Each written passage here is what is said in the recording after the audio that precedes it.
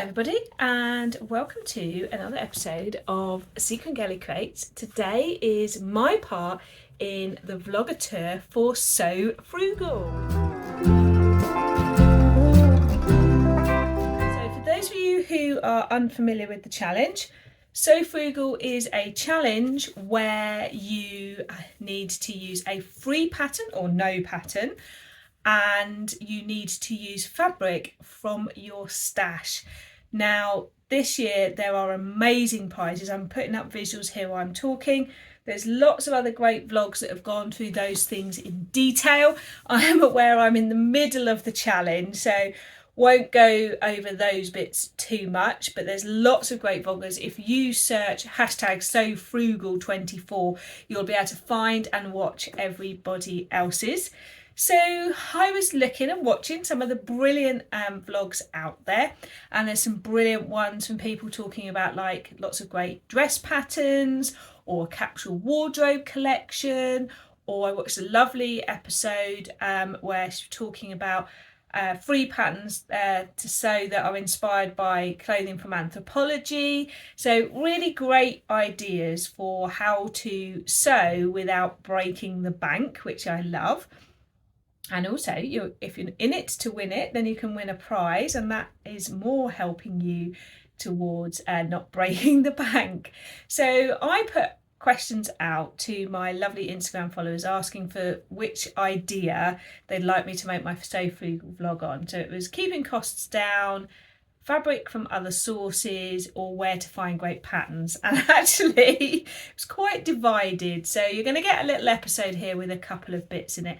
So first of all, if we're going to keep costs down, looking for fabric from other sources than buying straight from shops is a good way to keep costs down. Now, I am a big believer in supporting small businesses, so I try wherever possible to shop from small businesses, but also try to get good value in my fabric shopping. So I'm always looking for remnants, sales, sale rails, anything where I can buy fabric, particularly ahead of a season or when a season has ended, to keep costs down.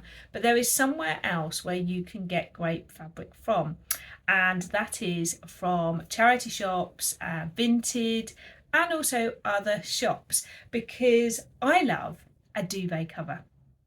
When this episode comes out, you won't have seen it yet, but I've made a duvet cover into a dress. Now, I bought the duvet cover new, which I've never done before, and made it straight into a dress. It gives a nice crispness if you want a fabric where it will hold the sleeve, etc. So that's coming soon if you want to see how that turned out during the month of March, I believe. But this one is a second-hand duvet cover of, it's stripes on this side, but I believe it is the underground map on the other side. So if you're looking to have, and you might say, oh, duvet covers are a bit plain. Well, this is going to make a really interesting dress, isn't it? Because I've got the underground map, the London Underground map on this side, and gorgeous stripes on the other. Now, I bought this for £10. So if you think of the width of the fabric and then the length of the fabric as well,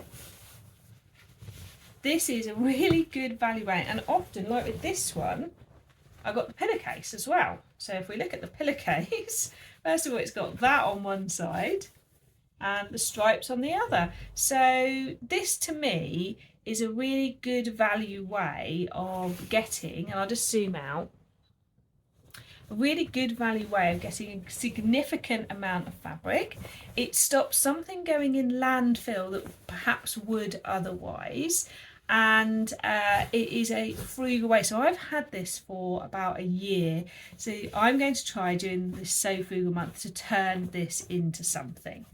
The other thing to do is ask friends and family to dig around in their airing cupboards, because I can guarantee you we all know somebody somewhere, aunties, etc., who will have duvets that they're not using.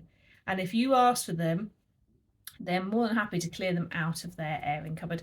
You could go to boot fairs. Now, if you're thinking, ooh, just give them a good wash, you can even put in there's an antibacterial thing that you can put in your washing machine to go in the wash. I know during COVID times we were loving doing that. Well, and then Make sure they get out in the sunshine, because the sun is a natural antibacterial as well, with the UVA rays, etc. The other thing that is a fabric without being a fabric is, of course, tablecloths. This one I found in a charity shop a good while ago, and I paid a grand sum of £3 for this.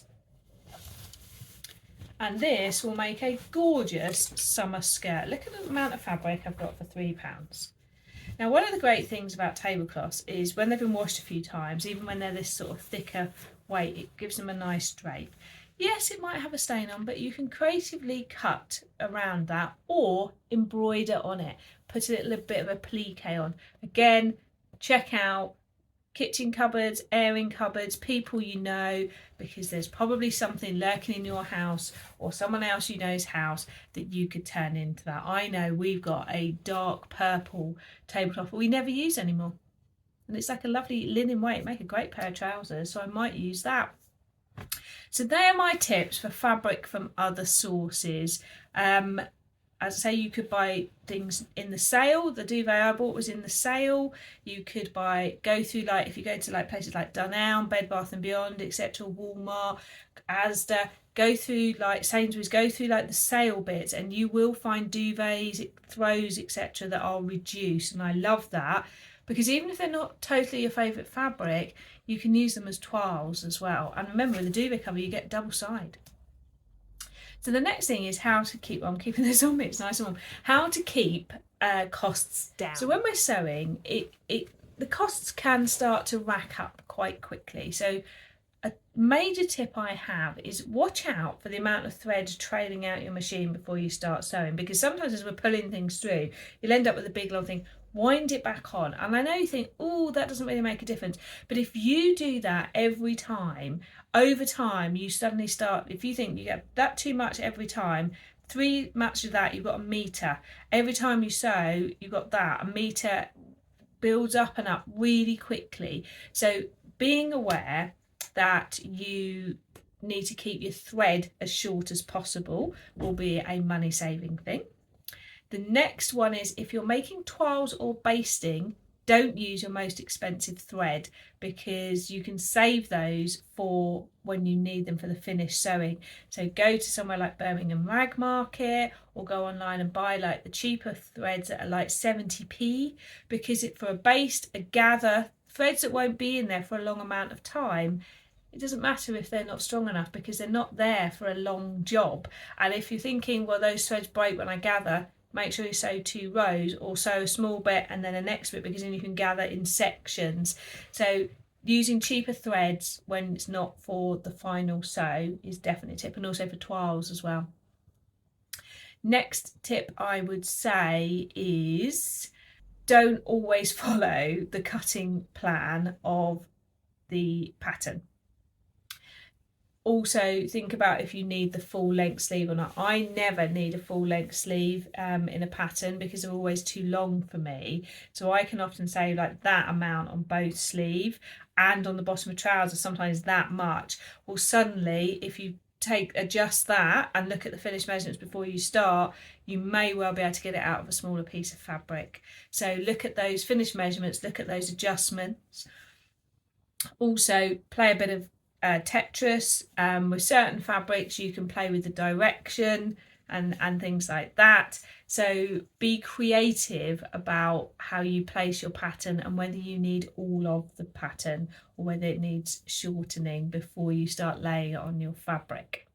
So there we go. So we've done fabric sources, some tips. So now let's talk about some places to find patterns. Now there's been some brilliant pattern recommendations by other people as well. So instead of recommending specific patterns, I'm going to recommend places, because one of the things I find sometimes is you can end up in a loop on these, almost like these blogs, where you're clicking through and you never get the pattern you want, and that gets frustrating. So the first place I would recommend is thefabricstore.com. I have made the Paolo jacket 4 times. It's one of the most flexible jacket patterns I've come across. I've made it in a cropped, I've made it how it was meant to be, I've made it with a different collar. I've seen other brilliant variations of it, and that is a free pattern. I've also done the narrow shoulder adjustment on it. The fabric store also has some really other lovely patterns that some of the other brilliant vloggers have already highlighted. So I'm putting up here the fabric store. You do have to buy them, get them, they're free, but they are A4 I think. But if you, like me, do not like sticking A4 together, there are companies like CLC Prints who will do the pattern stitching for you.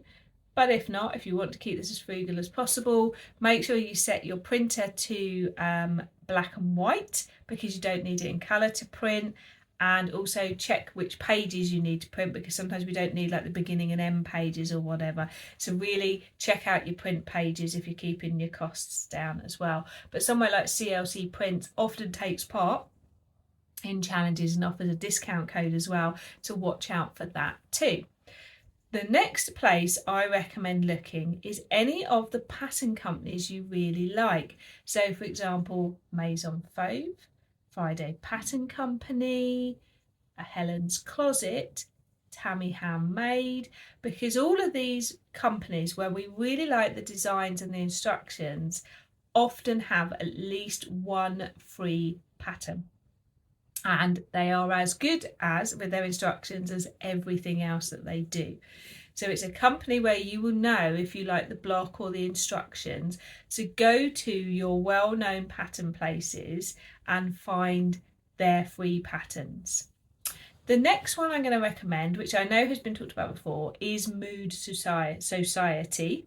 They have a huge amount of free patterns, but you have to be aware that the instructions are scant or in a blog. So if you are a beginner sewer, it might not be the best place to go for free patterns to start with, but jumper pattern wise, great selection. And there is a lot, but if you look at a pattern and you think you could work out how to put the pieces together, then you're probably able to go for that. Warning again, A4 print patterns only on those. Some of the main pattern companies like Friday Pattern Company, Helen's Closet, Maison Fauve, theirs are actually AO as well. So then the final place that I would like to recommend for going to have a really good free pattern selection is Peppermint Magazine. Now Peppermint Magazine do now ask for donation as what you can afford, but they are still free. But they are something where you've got a really good selection of tried and tested by other sewists. And that's one of the things to do, is if you see a free pattern you like, look up whether someone's got a vlog about it, because then even if the instructions are scant, you can follow someone else's sew along, etc., to create it. There are lots of lovely patterns out there, and my other tip is watch out, because a lot of pattern companies are now releasing free patterns at certain times of the year. So for example, the LB pullover was free over the Christmas period as part of a 12 days of Christmas thing with the fold line. So don't think that because they haven't got any now, they won't have the whole time. And once you've got it free, you've got it free, if you see what I mean. There is a lovely free pattern by Notches, which I'm going to put here because I'm not sure I've seen anyone mention that yet.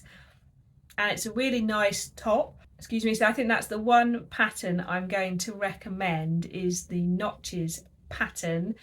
But I hope you have enjoyed my slightly different take on So Frugal. So don't forget, on the last day of the month of March, post your So Frugal sewing to be in with a chance to win prizes. Now remember, if you are nervous about being in a picture on Instagram, you don't have to. Hang it on a hanger, lay it on the floor, but remember, you've got to be in it to win it. And I have come across some lovely people who've taken part in challenges for the first time, winning prizes, which is brilliant. So please don't be put off.